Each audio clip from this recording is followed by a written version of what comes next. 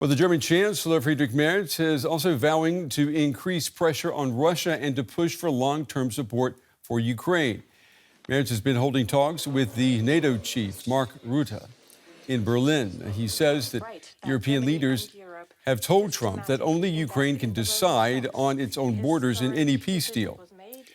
DW's chief political correspondent Nina Haase asked the German Chancellor about concerns over apparently waning U.S. support for Europe. At the moment, I have no reason to doubt the agreements we have made with the United States of America within the NATO alliance.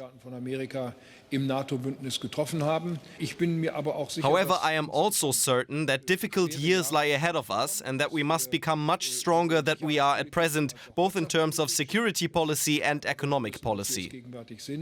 We are living in different times, and these require different responses than those we have given in the past.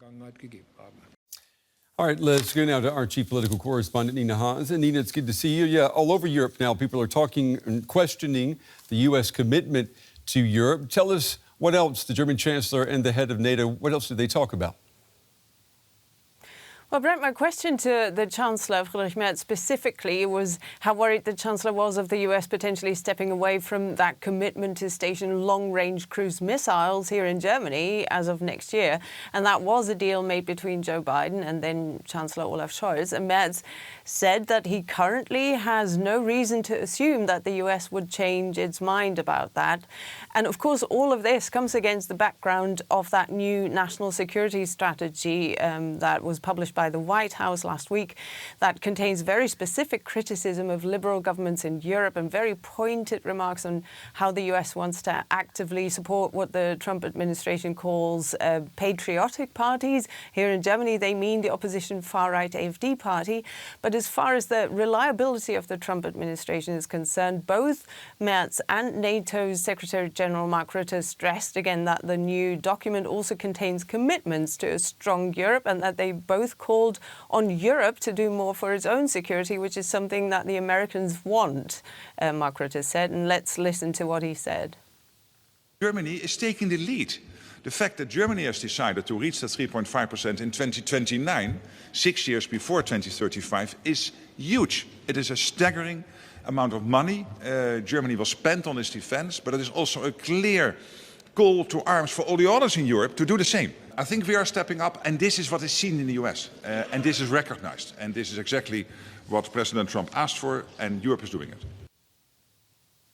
That aspect there, that Germany is leading the way to strengthen European defence, featured very strongly also in a speech that Mark Rutte gave later here in Berlin, where he talked about the key priorities for the transatlantic alliance. Now, of course, a very topical discussion. And he called on other Europeans also to keep up supporting Ukraine. But he was also very clear that many European countries were still being too complacent.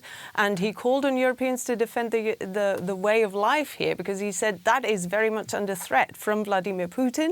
He was very clear on that. He said, we are Putin's next target. Everybody needs to understand if Russia were to attack the rest of Europe, we would have to be prepared for the scale of a war our parents and grandparents saw. So that was a very clear reference to World War II, of course. And when it comes to Russia, these are very dynamic days here in Berlin. Brent, you've hinted at that, where we could see some high-level talks indeed by the beginning of next week. There are efforts going on everywhere on all sorts of levels to find ways to end the war in Ukraine, possibly even before Christmas. And a high-ranking guest is expected in Berlin on Monday. Well, we will be waiting to see who that will be. Our chief political correspondent, Nina Haase, here in Berlin. Nina, as always, thank you.